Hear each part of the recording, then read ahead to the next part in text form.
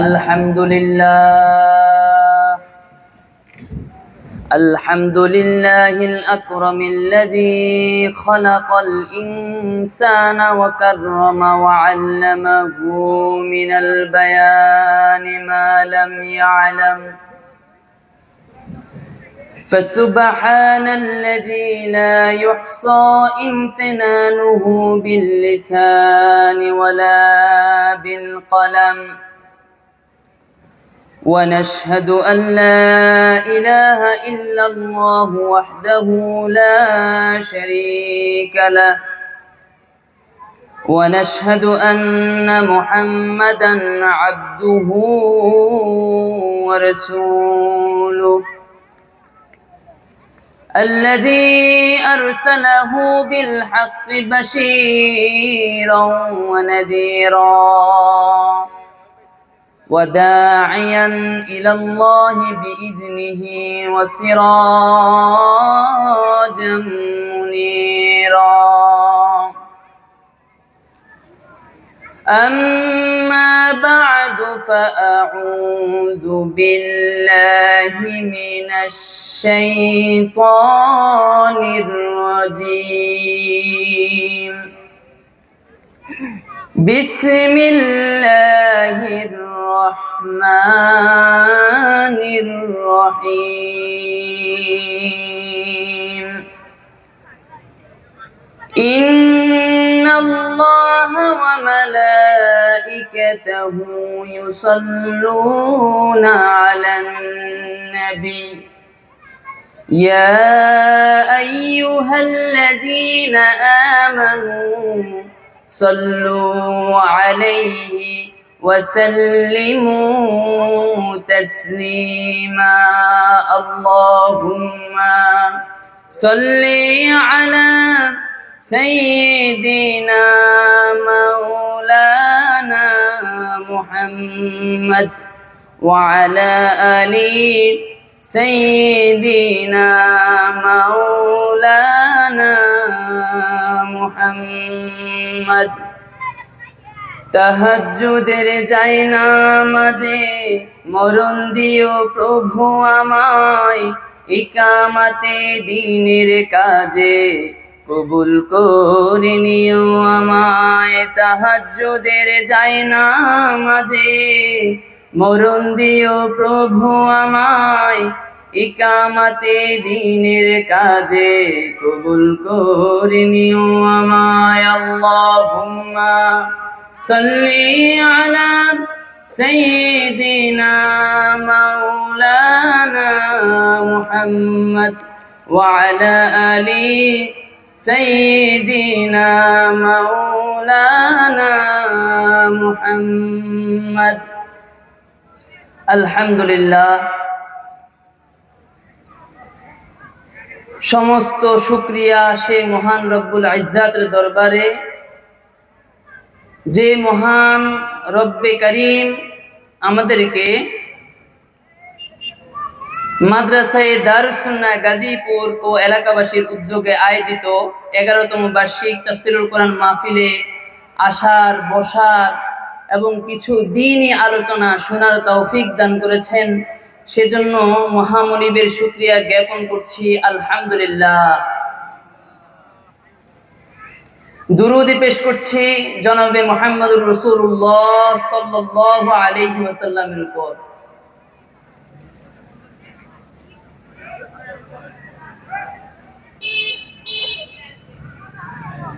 প্রিয় ইসলাম প্রেমিক দ্বীন প্রেমিক মুসলিম ভাইয়েরা, আমি আজকে আপনাদের সামনে যে বিষয় নিয়ে আলোচনা করব তা হচ্ছে কুরআনুল কারীম তেলাওয়াত করার গুরুত্ব এবং ফজিলত। প্রিয় ভাইয়েরা, এই কুরআনুল কারীম, এই যে কুরআনুল কারীম, এই কিতাব, এটা কার বাণী? আল্লাহর বাণী। কার বাণী? আল্লাহর বাণী। এটা এমন একটা কিতাব যেই কিতাবের মধ্যে কোনো বিন্দু মাত্র কি নেই? সন্দেহ সংশয় নেই। আছে? কোনো বিন্দু মাত্র সন্দেহ সংশয় নেই। আমরা দুনিয়ার মধ্যে আমি আর আপনি যখন কোনো কিতাব লিখতে যাব, বা কোনো রাইটার যখন কোনো কিতাব রচনা করেন, তখন ওই কিতাবের মধ্যে কোনো না কোনো ভুল থাকার সম্ভাবনা থাকে। আর এই ভুল থাকার সম্ভাবনা থাকে বিধায় যে কোনো বই লেখার পরে দেখবেন ওই বইয়ের মধ্যে কোনো ভুল আছে কিনা এটা পুনরায় দেখার জন্য একজন সম্পাদক থাকে, থাকে না? দেখবেন যে কোনো বই, আপনি বাংলা যে কোনো বই কিনলে বইয়ের যদি লেখক সরাসরি সে নিজে লেখে তাহলে লেখকের নাম থাকে, আর যদি কোনো আরবি বা ইংলিশ থেকে ওটাকে বাংলায় অনুবাদ করা হয় তখন অনুবাদকের নাম লেখা থাকে, আর তার নিচে লেখা থাকে সম্পাদক। সম্পাদক নাম লিখে অমুকের নাম, যে কোনো ব্যক্তির নাম লেখা থাকে যিনি সম্পাদনা করেন। সম্পাদনা কেন করতে হয়? কারণ রাইটার যখন লিখে বা কোনো ট্রান্সলেটর যখন কোনো অনুবাদক অনুবাদ করে তখন তার অনুবাদের ক্ষেত্রে কিংবা লেখার ক্ষেত্রে ভুল বা সন্দেহ সংশয় থাকতে পারে। এজন্যই মূলত ওই বইয়ে পুনরায় আবার কোনো ভুল আছে কিনা এটা যাচাই বাছাই করার জন্য একজন সম্পাদকের কাছে দেয়া হয়। কিন্তু এই কোরআনুল কারীম হচ্ছে পৃথিবীর সব কিতাবের থেকে সম্পূর্ণ আলাদা, এক্সেপশনাল একটা কিতাব, যে কিতাবের জন্য আলাদা কোনো সম্পাদক নিয়োগ দেওয়া হয় নাই। একেবারে আল্লাহর হাবিব সাল্লাল্লাহু আলাইহি সাল্লামের উপর নাজিল হওয়ার পর থেকে এই পর্যন্ত এই কোরআনের মধ্যে বিন্দু মাত্র এক হরফ পরিমাণ ভুল সন্দেহ সংশয় কেউ ধরতে পেরেছে? পারে নাই, কোশ্চিন কালও পারবে না। কেন পারবে না? কারণ এটা হচ্ছে স্বয়ং আল্লাহ রাব্বুল আলামিনের কিতাব। কার কিতাব? আল্লাহ রাব্বুল আলামিনের কিতাব। আর আল্লাহ রাব্বুল আলামিনের কিতাব হওয়ার কারণে আল্লাহ রাব্বুল আলামিন ঘোষণা দিচ্ছেন, আল্লাহ তাআলা নিজেই এই কোরআনুল কারীমের হেফাজতের দায়িত্ব নিয়েছেন। আল্লাহ রাব্বুল আলামিন কোরআনুল কারীমের মধ্যে ঘোষণা দিয়ে বলছেন, ইন্না নাহনু নাযালনা যিকরা ওয়া ইন্না লাহু লাহাফিজুন। আমি আল্লাহ রাব্বুল আলামিন এই কোরআনুল কারীম তোমাদের উপর নাজিল করেছি এবং এই কোরআনুল কারীম হেফাজতের দায়িত্ব, রক্ষার দায়িত্ব আমি স্বয়ং আল্লাহ রাব্বুল আলামিন নিজেই নিয়েছি। যে কোরআনুল কারীম হেফাজত করার দায়িত্ব আল্লাহ রাব্বুল আলামিন স্বয়ং নিজে নিয়েছেন, ওই কোরআনের মধ্যে ভুল ধরার দুনিয়ার কারো সাহসিকতা আছে?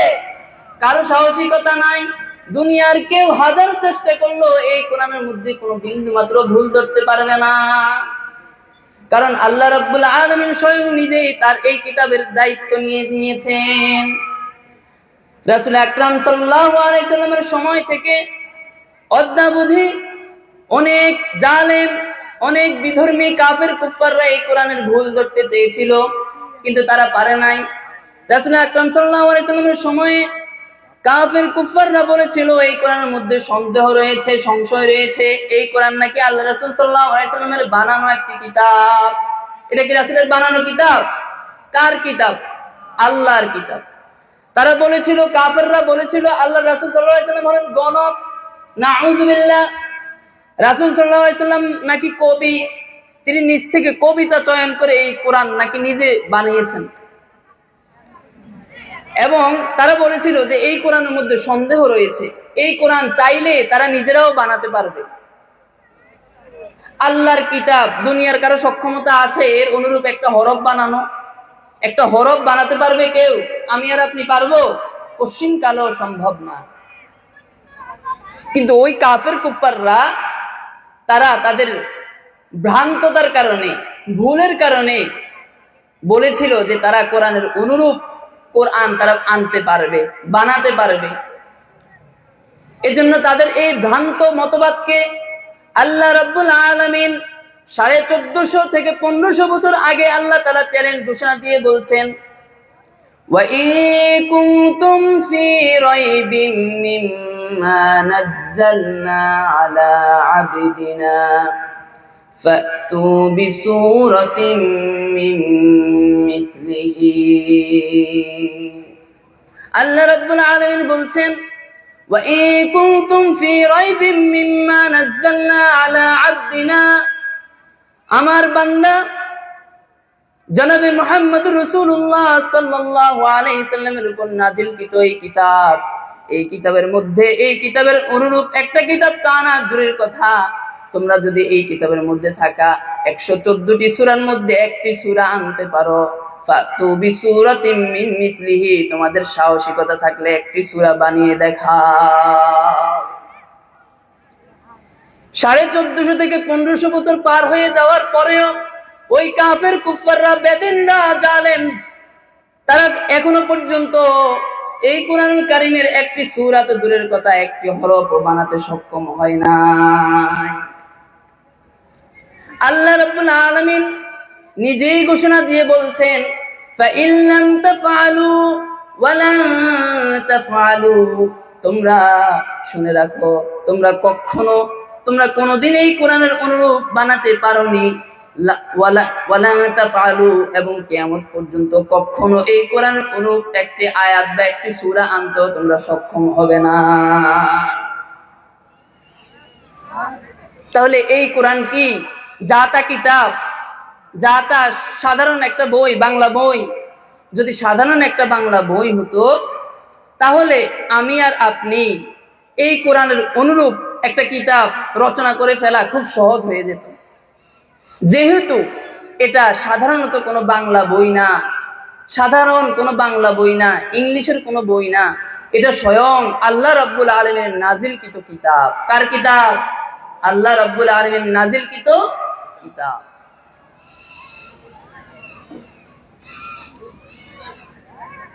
এখন আল্লাহ তাআলার নাজিলকৃত এই কিতাবকে সংরক্ষণ করা, এই কিতাবের শান বুঝা, মান বুঝা, এই কিতাব তেলাওয়াত করা, এবং কিতাবের মধ্যে কি আছে, কোন কোন বিষয়ে আল্লাহ তাআলা দিক নির্দেশনা দিয়ে দিয়েছেন, এসব বিষয় আমাদেরকে জানা দরকার না?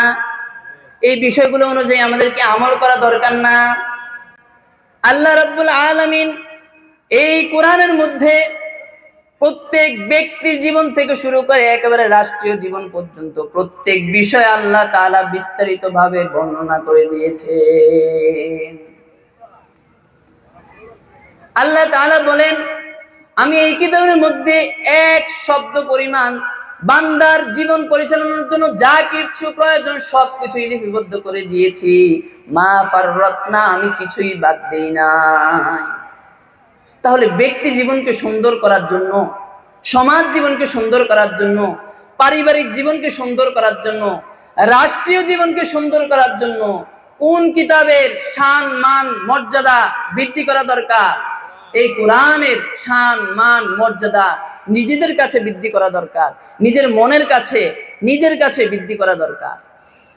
এই কোরআনের শান মান আমরা নিজেরা নিজেদের কাছে বৃদ্ধি করি না বিধায়, বুঝি না বিধায় আমাদের রাষ্ট্রীয় কাঠামো আজ নড়বড়ে নয় কি? নড়বড়ে না? ইসলামী হুকুমত আমাদের দেশে কি আছে? নাই। নামমাত্র আমাদের দেশে আমরা জানি 90% প্লাস মুসলিম, নামমাত্র। কিন্তু প্রকৃতপক্ষে কতজন মুসলিম আপনি একটা জরিপ করেন, তাহলে বুঝতে পারবেন। আজ আমাদের মুসলিমদের কোনো নিরাপত্তা নেই। কোনো নিরাপত্তা আছে? নাই। দেখবেন মুসলমান মারা যায়, এতে কোনো প্রশাসনের কোনো ভ্রুক্ষেপ নেই। কিন্তু একজন হিন্দু মারা তো দূরের কথা, আপনি তাকে একটা গালি দেন, দেখবেন প্রশাসন আপনার একেবারে 14 গোষ্ঠী সহকারে গ্রেপ্তার করে নিবে। হয় না এরকম আমাদের দেশে? হয় না? আপনারা শুনেন নাই? আপনাদের গাজীপুরেই তো কিছুদিন আগে এক মেয়ে, মাদ্রাসার মেয়ে দর্শিতা, কিন্তু এর বিচার কি হয়েছে? হয় নাই। কত আলেম ওলামা রাস্তায় নেমেছিল, কিন্তু হয় নাই। তাহলে আমরা আমাদের দেশে ইসলামী হুকুমত, ইসলামী রাষ্ট্র যদি আমরা কায়েম করতে চাই, ইসলামকে যদি আমরা ব্যক্তি জীবনে, সমাজ জীবনে, রাষ্ট্রীয় জীবনে সব জায়গায় ছড়িয়ে দিতে চাই, তাহলে কোন দিকে ধাবিত হতে হবে? এই কোরআনের দিকে আমাদেরকে ধাবিত হতে হবে। এই কোরআন অনুযায়ী আমাদেরকে সবকিছু পরিচালনা করতে হবে।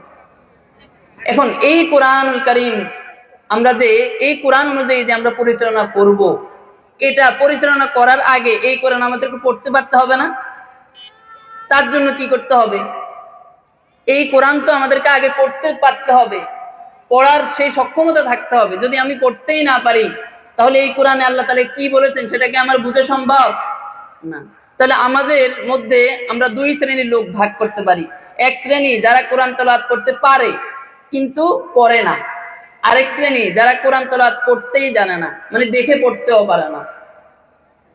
তো যারা দেখে পড়তে পারে না তাদের ব্যাপারে আমার পরামর্শ থাকবে, আপনার অধীনস্থ যে মসজিদের ইমাম সাহেব বা আপনার অধীনস্থ আপনার পার্শ্ববর্তী যে মাদ্রাসা, ওই মাদ্রাসায় যে উস্তাদ থাকে, টিচাররা থাকে, হাফেজ সাহেবরা থাকে, তাদের কাছে আপনি দৈনিক একটু ধরার চেষ্টা করেন। দৈনিক না পারেন, আপনার অনেক কর্মব্যস্ততা থাকতে পারে, আপনি সপ্তাহে 2 দিন ধরেন, শুক্র শনি ধরেন বা বৃহস্পতি শুক্রবার ধরেন, এতে বরকত রয়েছে। যদি কোরআন শুদ্ধভাবে শিখতে আমরা না পারি, আমাদের নামাজ কি সহি শুদ্ধ হবে? সহি শুদ্ধ হবে না। নামাজ শুদ্ধ হওয়ার পূর্ব শর্ত কি? কেরাত শুদ্ধ হওয়া। তাহলে কোরআন পড়তে পারতে হবে না সবার। দ্বিতীয় শ্রেণী যে আমরা যারা পড়তে পারি কিন্তু পড়ি না, তাদেরকে কয়েকটা জিনিস বুঝতে হবে। প্রথমত যে বিষয় সেটা হচ্ছে কোরআনের গুরুত্ব তাদেরকে বুঝতে হবে, কোরআনের ফজিলত কি তাদেরকে বুঝতে হবে, কোরআন পড়লে কোরআন পড়ার নির্দেশ কে দিয়েছেন এটা তাকে জানতে হবে, এবং এই কোরআন পড়লে কি সওয়াব পাওয়া যাবে, আল্লাহ তাআলা কি দিবেন, প্রিয়ারা হাবিব সাল্লাল্লাহু আলাইহি ওয়াসাল্লাম তার সাথে হাশরের ময়দানে কিরকম বিহেভ, কিরকম আচরণ করবেন, এটা তাদেরকে বোঝাতে হবে। তাহলে তারা প্রতিনিয়ত কোরআনুল কারীম তেলাওয়াত করবে, করার জন্য তাদের মনে স্পৃহা, আগ্রহ তৈরি হবে। আসুন আমরা এখন জানবো এই কোরআনুল কারীম তেলাওয়াতের গুরুত্ব কি। এই কোরআনুল কারীম তেলাওয়াত করার জন্য কে আমাদেরকে আদেশ করেছেন? আল্লাহর হাবিব সাল্লাল্লাহু আলাইহি ওয়াসাল্লাম হাদিসের মধ্যে ঘোষণা দিচ্ছেন, আফদালু ইবাদাতু উম্মতি তিলাওয়াতুল কুরআন। আমার উম্মতের মধ্যে যত ইবাদত রয়েছে তার মধ্যে সর্বোত্তম ইবাদত হচ্ছে কোরআনুল কারীম তেলাওয়াত করা। কি তেলাওয়াত করা? কোরআনুল কারীম তেলাওয়াত করা। ঘোষণা দিচ্ছেন কে? প্রিয়ারা হাবিব সাল্লাল্লাহু আলাইহি ওয়াসাল্লাম ঘোষণা দিচ্ছেন। রাসূল বলছেন কি? আফদালু ইবাদাতি উম্মতি কিরাআতুল কুরআন। আমার উম্মতের মধ্যে, আমার উম্মতদেরকে দেয়া যত ইবাদত রয়েছে, এই ইবাদতগুলোর মধ্যে সর্বোত্তম ইবাদত, সর্বশ্রেষ্ঠ ইবাদত হলো কোরআনুল কারীম তেলাওয়াত করা।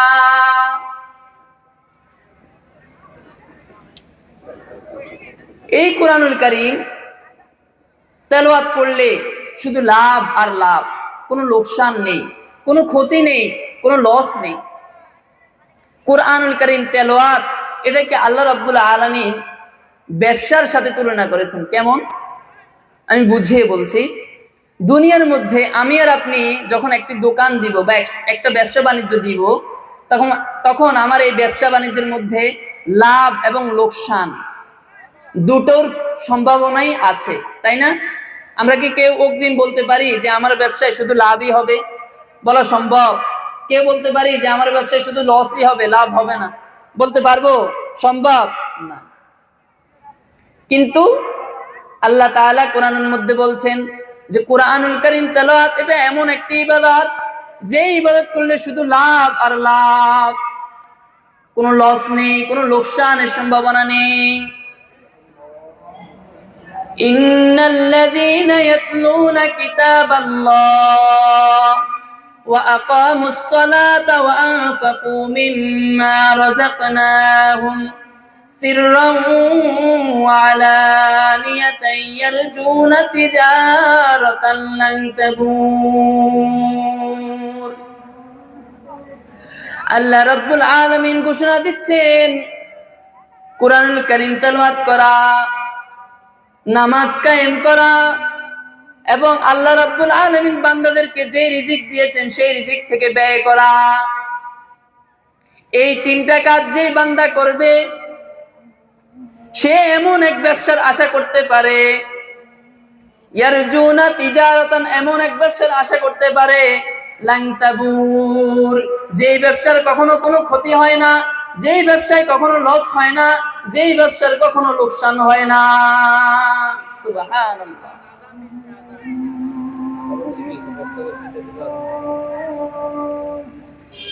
হচ্ছে আজান শেষ হোক।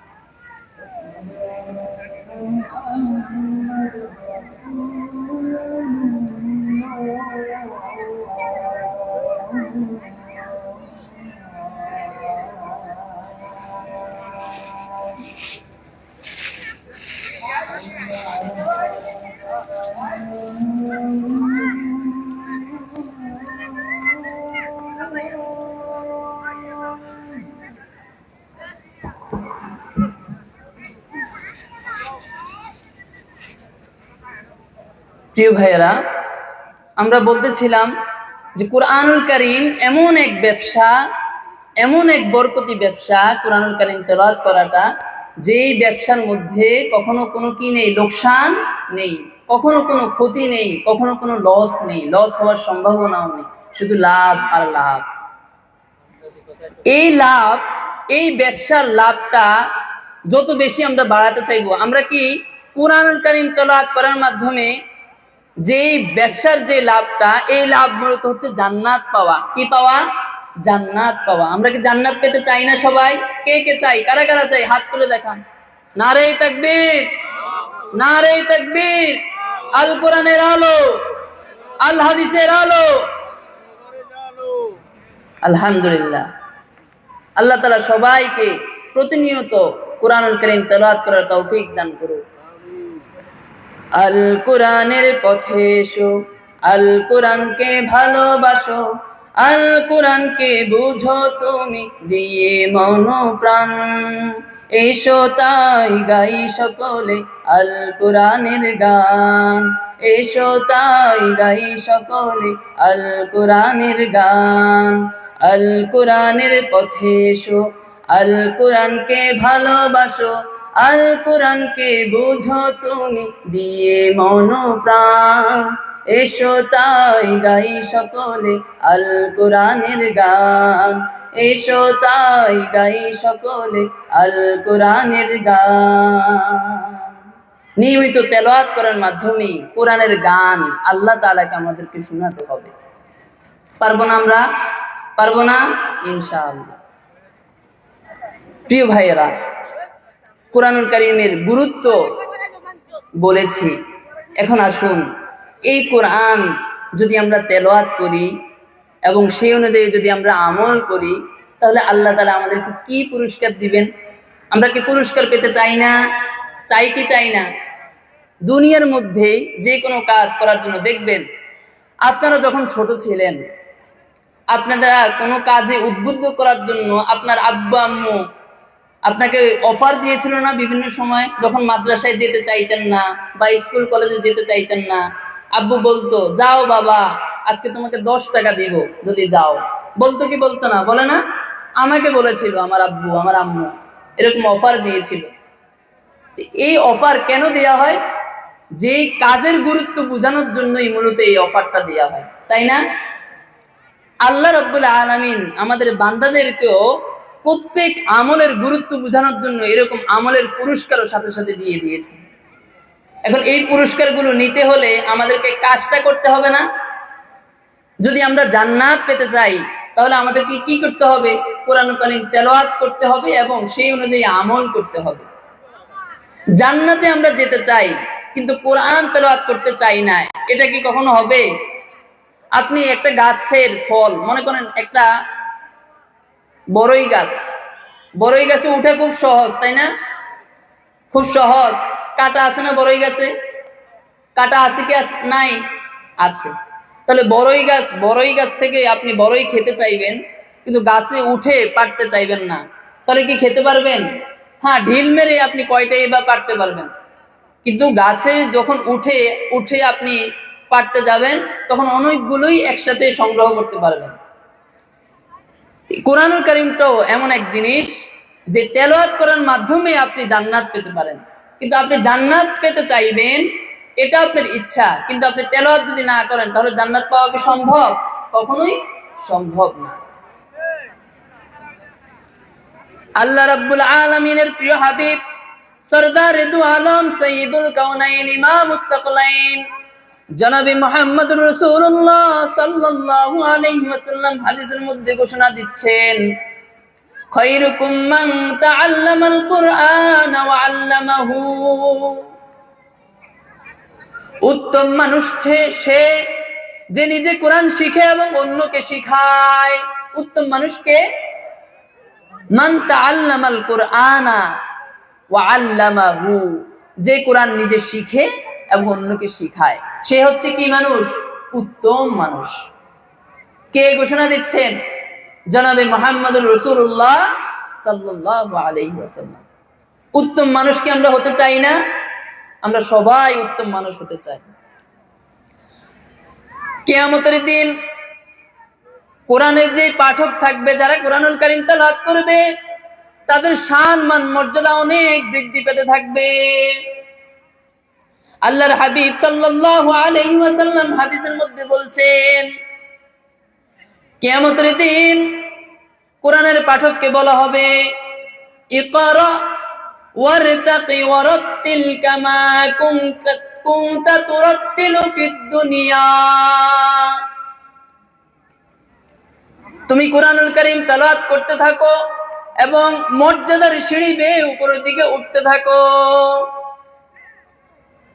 কামা তুরাত্তিলু ফিদ দুনিয়া, যেমনি ভাবে দুনিয়ার মধ্যে তুমি কোরআনুল কারীম পাঠ করেছিলে। فإن منزلتك عند آخر آية تقرأ بها, কারণ তোমার কোরআন পাঠের শেষ স্থান যে জায়গা হবে, ওই জায়গায় হবে তোমার হাসর এবং নাসর। হাসরের মাঠে কোরআনুল কারীম তেলাওয়াতকারীর মর্যাদার ব্যাপারে আল্লাহর হাবিব বলছেন, যে ব্যক্তি দুনিয়ার মধ্যে কোরআনুল কারীম তেলাওয়াত করবে এবং কোরআন অনুযায়ী আমল করবে, তাকে আল্লাহ রাব্বুল আলামিন হাসরের ময়দানে বলবেন, ইকরা ওয়ারতাকি, তুমি কোরআনুল কারীম পাঠ করো এবং মর্যাদার সিঁড়ি বেয়ে উপরের দিকে উঠতে থাকো। শুধু মর্যাদা আর মর্যাদা বৃদ্ধি পেতেই থাকবে, দিতেই থাকবেন আল্লাহ রাব্বুল আলামিন কোরআন পাঠকারীকে।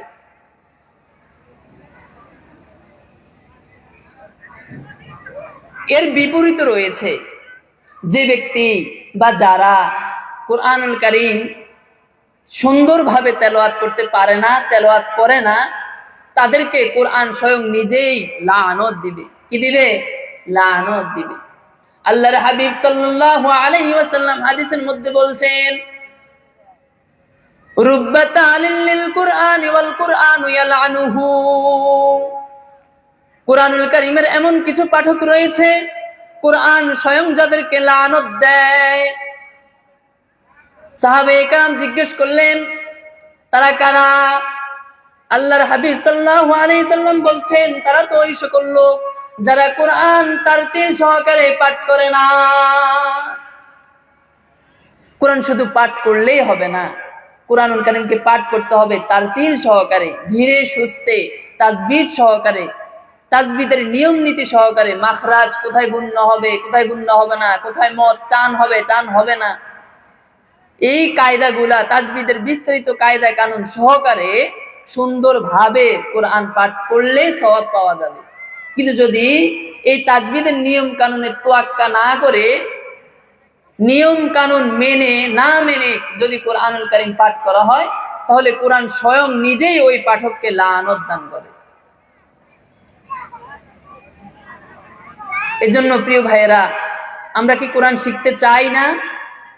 আমরা সকলে কোরআনুল কারীম, আমরা যারা পারি না, যারা কখনো পড়ি নাই, আমি তো বলেছি যে আপনার পার্শ্ববর্তী যে মসজিদ আছে, ওই মসজিদের যে ইমাম সাহেব থাকে বা মুয়াজ্জিন যদি পারে, তাহলে ইমাম সাহেব বা মুয়াজ্জিনের কাছে শিখবেন, কিংবা অধীনস্থ যে মাদ্রাসার হুজুররা থাকে তাদের কাছে নিয়মিত ধরার চেষ্টা করবেন, যাদের কাজ নেই।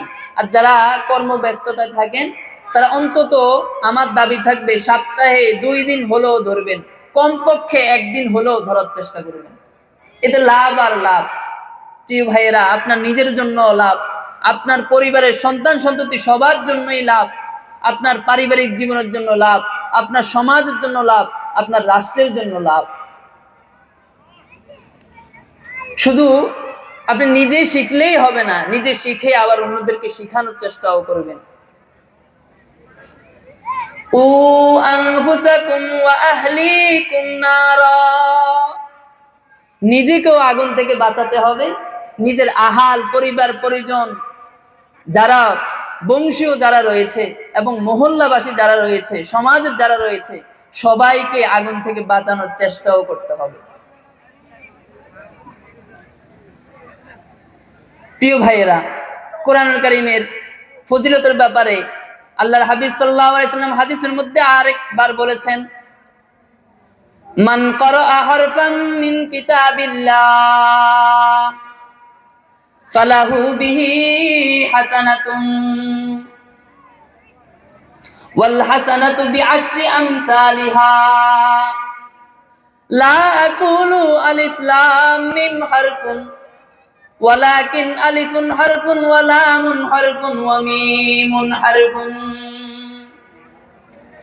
হাবিব সাল্লাল্লাহু আলাইহি ওয়াসাল্লাম ঘোষণা দিচ্ছেন, যে বান্দা কুরআনুল কারীমের মধ্য থেকে একটি হরফ পাঠ করবে, একটি হরফ তেলাওয়াত করবে, আল্লাহ রাব্বুল আলামিন ওই বান্দার আমলনামায় 10টি নেকি লিপিবদ্ধ করে দিবেন। সুবহানাল্লাহ। আল্লাহর হাবিব সাল্লাল্লাহু আলাইহি সাল্লাম বলছেন, লা আকুলু আলিফ লাম মিম হারফুন, আমি আলিফ লাম মিম কে একসাথে এক হরফ বলি না, ওয়ালাকিন আলিফুন হারফুন ওয়া লামুন হারফুন ওয়া মিমুন হারফুন, বরং আলিফ লাম মিমের মধ্যে আলিফ স্বয়ং আলাদা একটি হরফ, লাম একটি হরফ, মিম একটি হরফ। যে বান্দা আলিফ লাম মিম পাঠ করবে, আল্লাহ তাআলা তার আমলনামায় 3টা অক্ষরের জন্য 10 করে 30টি নেকি লিপিবদ্ধ করে দিবেন। সুবহানাল্লাহ। এবার বুঝেছেন কোরআনুল কারীম কেমন একটা ব্যবসা, কোরআনুল কারীম তেলাওয়াত কত বড় একটা ব্যবসা, শুধু লাভ আর লাভ, শুধু লাভ আর লাভ। ভালোভাবে বুঝতে হবে, এখন সোশ্যাল মিডিয়ার যুগ। আমি এই ব্যবসা তুলনা আল্লাহ তাআলা যে করেছেন আয়াত দিয়ে কিন্তু বুঝিয়েছি।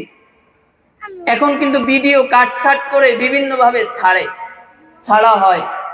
এজন্যই ভালোভাবে বলে দিয়েছি, বুঝিয়ে দিয়েছিলাম যে আল্লাহ তাআলা নিজেই বলেছেন যে কুরআনুল কারীম তেলাওয়াত এটা এমন একটি ব্যবসা, লান তাবুর, যে ব্যবসা কখনো কি হয় না, লোকসান হয় না। এই যে লোকসান যে হয় না, শুধু লাভ আর লাভ। ফজিলতের কথা যে বলছি, বুঝতেছেন না আপনারা? আমার কথা কি আপনারা বুঝেন? তাহলে আমার সাথে কথা বলতে হবে, তাহলে আমি বুঝবো যে আমার শ্রোতারা আমার কথা বুঝতেছে। বক্তার কথার সাথে হ্যাঁ না জবাব দিতে হবে, তাহলে বক্তা কথা বলার জন্য অনুপ্রেরণা পায়। ঠিক আছে? এটা একটা ক্লাসের মতো। আমাদের মূল পেশা হচ্ছে শিক্ষকতা। তো আমরা কোরআনের যে বয়ান করা, যে আলোচনা, দিক নির্দেশনা দেয়া, এটা আমরা সেভাবেই দেওয়ার চেষ্টা করি।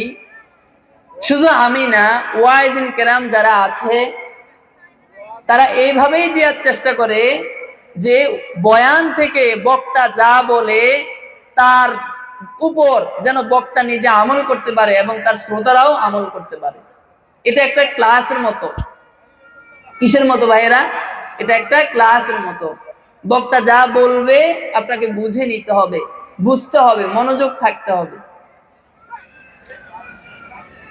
তাহলে আমি বলছি যে আল্লাহর হাবিব সাল্লাল্লাহু আলাইহি সাল্লাম বলছেন, মান ক্বারাআল কুরআনা হারফাম মিন কিতাবিল্লাহ ফালাহু বিহি হাসানাতুন ওয়াল হাসানাতু বিআশরি আমসালিহা। আল্লাহর হাবিব সাল্লাল্লাহু আলাইহি সাল্লাম বলছেন, যে বান্দা কুরআনুল কারীমের একটি হরফ পাঠ করবে, আল্লাহ তাআলা তাকে 10টি নেকি দান করবেন। কয়টি নেকি? 10টি নেকি দান করবেন। তাহলে যত বেশি তেলাওয়াত করবেন তত নেকি আপনার আমলনামায় লিপিবদ্ধ হতেই থাকবে। আমার আর আপনার সাথে 2 জন ফেরেশতা সব সময় নিয়োজিত আছে, তাই না? এখন বলেন তো তাদের নাম কি? এই তো এখন একটা মাশহুরে গলত মানে প্রচলিত ভুল। মাশহুরে গলত মানে কি? প্রচলিত ভুল। আমার কাছ থেকে আজকে পুরো বয়ানে এইটুকু জিনিসটা কমপক্ষে বুঝে নেন। কেরামানে শব্দের অর্থ হচ্ছে দুইজন সম্মানিত। কেরামান শব্দের অর্থ কি? দুইজন সম্মানিত। কাতিবিন মানে হচ্ছে দুইজন লেখক। কাতিবিন মানে কি? দুইজন লেখক। আমরা বাংলায় বলি না একক, দ্বিতীয়, তৃতীয়, এক বচন, দ্বিবচন, বহু বচন। ইংলিশে এটাকে বলে first person, second person, third person. আর আরবিতে বলা হয় ওয়াহেদ, তাসনিয়া, জমা।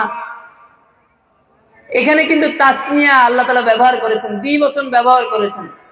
কিরামানে কাতিবানে, দুজন সম্মানিত লেখক। কি বলেছি ভাইয়েরা? কিরামানে কাতিবানে মানে কি? দুইজন সম্মানিত লেখক। তাহলে এখানে কি বলা আছে যে ওনার নাম কিরামান, ওনার নাম কাতিবিন, এরকম কিছু? আমরা ছোটবেলা থেকে শুনে আসছি কি ডান কাঁধে একজন ফেরেশতা আছে, বাম কাঁধে একজন আছে। একজনের নাম কিরামান, আরেকজনের নাম কাতিবিন। এটা কি প্রচলিত ভুল? এটা কি প্রচলিত ভুল? অর্থ না জানার কারণে এই ভুলটা আমাদের প্রচলিত হয়ে আসছে। এই কিরামানে কাতিবানে মানে হচ্ছে দুইজন সম্মানিত লেখক। এই দুইজনের কাজ শুধু দেখা না, তারা দেখে এবং সাথে সাথে লিখে। ডান কাদের জন ভালো আমলগুলা লেখে, আর বাম কাদের জন বদ আমলগুলা লেখে। বান্দা বদ কাজ, খারাপ কাজগুলা যে করে, এগুলা বাম কাদের জন লিপিবদ্ধ করে, আর ডান কাদের জন নেক আমলগুলো লিপিবদ্ধ করে। এবার দেখেন আরো মজার বিষয় আছে।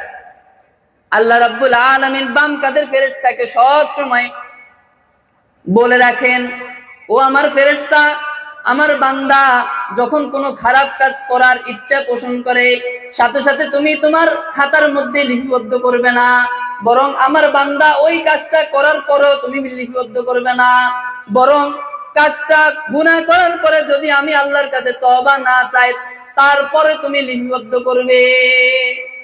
তাহলে 2-3 বার আল্লাহ তাআলা কিন্তু রেস্ট্রিক্ট দিয়ে রাখে এই ফেরেশতাকে, বাধা দিয়ে রাখে।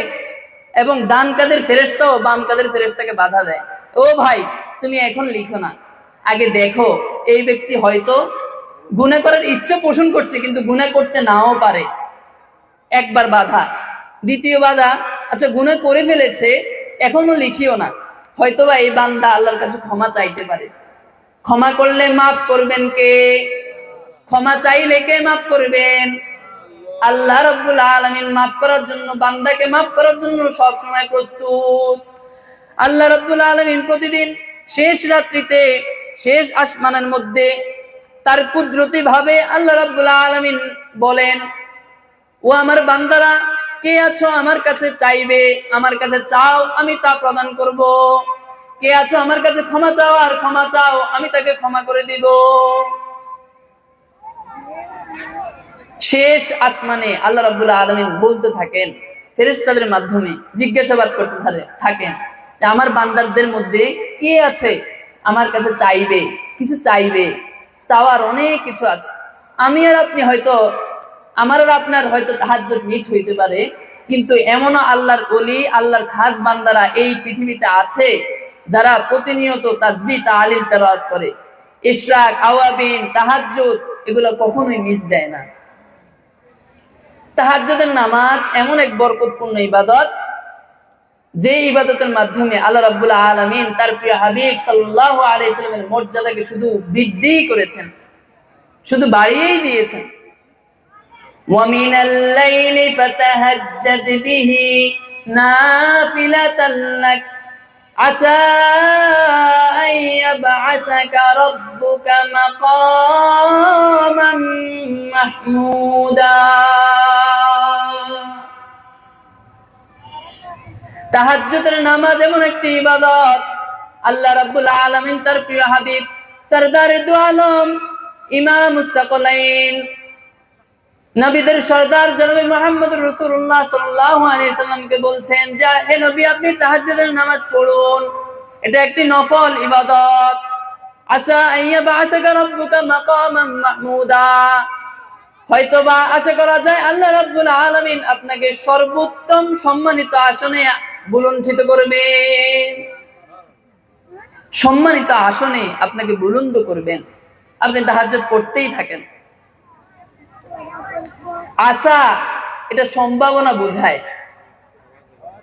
তারপর লাআল্লাহ এগুলো সম্ভাবনা বোঝায়, কিন্তু এগুলো সম্ভাবনা বুঝাবে কখন? আমি আর আপনি যখন কোনো কাজ করার জন্য বলবো তখন সম্ভাবনা বুঝাবে, কিন্তু আল্লাহ যখন ব্যবহার করবে কোরআনে তখন আর সম্ভাবনা বুঝাবে না, তখন আবশ্যকতা বুঝাবে। কি বুঝাবে? আবশ্যকতা বুঝাবে। তাহলে আসা থেকে অর্থ কিরকম উঠবে? আসা আইয়াবাসাকা রাব্বুকা মাকামান মাহমুদা। আল্লাহ তাআলা বলছেন, হে নবী, যদি আপনি তাহাজ্জুদের নামাজ পড়েন তাহলে অবশ্যই আমি আল্লাহ আপনার শান, আপনার মাকাম আরো অনেক অনেক বেশি বাড়িয়ে দিব। প্রিয় ভাইয়েরা, কুরআনুল কারীম এটা এমন একটা ইবাদত, তেলাওয়াত করাটা এটা এমন একটা ইবাদত যে ইবাদত করলে একজনকে তেলাওয়াত করা দেখে অন্য আরেকজন ঈর্ষান্বিত হওয়াটা জায়েজ। সাধারণত আমরা জানি হিংসা করাটা কি নাই, জায়েজ নাই। অমুকের একটা গাছে ফল ধরছে অনেক বেশি, আপনার ধরে নাই, আপনি গিয়ে বললেন, বাবুরে ওর গায়ে অনেক, ওর গাছে তো অনেক ফল ধরছে। এটা হলো কি একটা হিংসা, মানে তারটা আমাকে আল্লাহ দেয় নাই, তারটাও ধ্বংস হয়ে যাক। কিন্তু ঈর্ষা জিনিসটা কি? তার গাছে ধরেছে আলহামদুলিল্লাহ, মাশাআল্লাহ, আল্লাহ তাআলা আমার গাছের মধ্যেও এরকম বরকত দিক। এটা হচ্ছে কি? ঈর্ষা। এটা কি? ঈর্ষা। ঈর্ষা জায়েজ, আর হিংসা হচ্ছে কি? হারাম। হিংসাটা না জায়েজ। আল্লাহ রাব্বুল আলামিনের হাবিব রাসূল আকরাম সাল্লাল্লাহু আলাইহি সাল্লাম বলছেন যে কুরআনুল কারীম তেলাওয়াতের ব্যাপারে ঈর্ষা করা এটা জায়েজ। একজন তেলাওয়াত করা দেখে আরেকজন যদি বলে যে আমাকেও আল্লাহ তাআলা এরকম একটা সুযোগ দিক, আমি নিজে কোরআন তেলাওয়াত শিখবো এবং অন্যকে শিখাবো, তাহলে আল্লাহ তাআলা আমার সম্মান মর্যাদাও বৃদ্ধি করে দিবেন। প্রিয় ভাইয়েরা, কুরআনুল কারীম তেলাওয়াত হযরত দাউদ আলাইহিস সালাতু ওয়াস সালাম যখন কুরআনুল কারীম তেলাওয়াত করতেন তখন সমুদ্রের মাছ সমুদ্র থেকে সমুদ্রের কাছে চলে আসতো, গর্তের পিপিলিকা গর্তের উপরে উঠে যেত। হযরত দাউদ আলাইহিস সালামের তেলাওয়াত এত মধুর ছিল, এত সুন্দর ছিল। রাসূল আকরাম সাল্লাল্লাহু আলাইহি সাল্লামের তেলাওয়াত কেমন ছিল? আল্লাহর হাবিব সাল্লাল্লাহু আলাইহি সাল্লাম যখন তেলাওয়াত করতেন আবু জাহেল পর্যন্ত রাসূলের ঘরের পাশে এসে শুনতো। দিনের বেলায় আবু জাহেল বলতো, মক্কার কাফেরদেরকে বলতো, মুহাম্মদ হচ্ছে গণক, নাউজুবিল্লাহ, মুহাম্মাদের কাছে দাঁড়াও, তোমরা যাবা না। কিন্তু রাত্রি বেলায় লুকিয়ে লুকিয়ে আবু জাহেল নিজে গিয়েও রাসূল আকরাম সাল্লাল্লাহু আলাইহি সাল্লামের তেলাওয়াত কান পেতে শুনে থাকতো। কত মধুর ছিল আমার আর আপনার রাসূলের তেলাওয়াত। জিনেরা পর্যন্ত রাসূলের তেলাওয়াত শুনতো। কুল উহিয়া ইলাইয়া আন্নাহু ইসতামাআ নাফারুম মিনাল জিন্নি ফাকালু ইন্না সামি'না কুরআনান আজাবা। জিনদের একটি দল রাসূল আকরাম সাল্লাল্লাহু আলাইহি সাল্লামের তেলাওয়াত সব সময় শুনতো। আসমানের মধ্যে এসে তারা শুনতো, শ্রবণ করত, এবং তারা এক পর্যায়ে বলতো, ইন্না সামি'না কুরআনান আজাবা, আমরা এক আশ্চর্যজনক তেলাওয়াত শুনেছি। সুবহানাল্লাহ। প্রিয় ভাইয়েরা, কুরআনুল কারীম তেলাওয়াত করলে শুধু লাভ আর লাভ। যারা কোরআনকে সিনায় বহন করে, যারা হাফেজ, তারা পুরো 30 পারা কোরআন তাদের সিনায় বহন করে, তাই না? 30 পারা কোরআন তারা কিন্তু পরিপূর্ণ মুখস্থ করে। তাদের মর্যাদা কি? আল্লাহ রাব্বুল আলামিন হাসরের দিন তাদেরকে অনুমতি দিয়ে দিবে 10 জন জাহান্নামী ব্যক্তিদেরকে জাহান্নাম থেকে জান্নাতে প্রবেশ করানোর। ইউশাফাউ ফি আশরাতি মিন আহলি বাইতিহি ক্বাদ ওয়াজাবাত লাহুমুন নার। 10 জন এমন ব্যক্তিদেরকে আল্লাহ রাব্বুল আলামিন হাফেজ, একজন হাফেজকে 10 জন জাহান্নামীর ব্যাপারে সুপারিশ করার অনুমতি দিয়ে দিবেন। যারা গুনে গুনে 10 জন জাহান্নামীদেরকে জান্নাতে প্রবেশ করানোর জন্য আল্লাহ তাআলার কাছে অনুমতি চাইবে, এবং আল্লাহ রাব্বুল আলামিন সাথে সাথে অনুমতি দিয়ে দিবে। সুবহানাল্লাহ। তাহলে এমন সৌভাগ্যবান হাফেজ আলেমের বাবা মা আপনারা কি হতে চান না? আল্লাহ সবাইকে কবুল করুন। তাহলে নিজের ঘরকে আলোকিত করতে হলে আমাদেরকে কি করতে হবে? এই কোরআন তেলাওয়াত করতে হবে। কি করতে হবে? কোরআন তেলাওয়াত করতে হবে এবং সেই অনুযায়ী আমল করতে হবে। তাহলে আমাদের ব্যক্তি জীবন, সমাজ জীবন এবং পারিবারিক জীবন খুব সুন্দর হবে। রাসূলের পুরো আখলাক, পুরো চরিত্র এই কোরআনের মধ্যে রয়েছে। আয়েশা সিদ্দিকা রাদিয়াল্লাহু তাআলা আনহাকে জিজ্ঞেস করা হয়েছিল রাসূলের চরিত্র কেমন। আয়েশা সিদ্দিকা রাদিয়াল্লাহু তাআলা আনহা বলেছেন, কানা খুলুকুল কুরআন, রাসূলের চরিত্র হচ্ছে কুরআনুল কারীম। তাহলে কোরআন তেলাওয়াত করলে আল্লাহ রাসূলকে পাওয়া যাবে। কাকে পাওয়া যাবে? রাসূলকে পাওয়া যাবে। রাসূলের প্রতি ভালোবাসা, ভক্তি, শ্রদ্ধা বৃদ্ধি হতেই থাকবে। আমি কোরআনের সুর মাঝে শুনেছি যে নাম, আজানের সুর মাঝে শুনেছি ও নাম। আমি কোরআনের সুর মাঝে শুনেছি যে নাম, আজানের সুর মাঝে শুনেছি ও নাম। ও নাম শুনেছি আমি আমার হৃদয়, হে রাসূল নবীজি তোমার, হে রাসূল নবীজি তোমায় আমি কোরআনের সুর মাঝে শুনেছি যে নাম, আজানের সুর মাঝে শুনেছি ও নাম। তাহলে প্রিয়া হাবিব সাল্লাল্লাহু আলাইহি সাল্লামের পুরো চরিত্র এই কোরআনের মধ্যে পাওয়া যায়। রাসূলের প্রতি যদি ভালোবাসা বৃদ্ধি করতে হয় তাহলে এই কোরআন আমাদেরকে বেশি বেশি তেলাওয়াত করতে হবে। এখন আসুন প্রিয় ভাইয়েরা, আমরা কোরআনের গুরুত্ব, ফজিলত শুনেছি। এখন এই কোরআন যদি তেলাওয়াত না করি তাহলে আল্লাহ তাআলা কি শাস্তি দিবেন এই কথা বলেই আমি শেষ করব।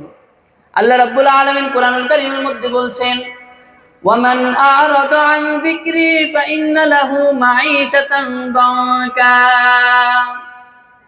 وَنَحْشُرَهُ يَوْمَ الْقِيَامَةِ أَعْمَى।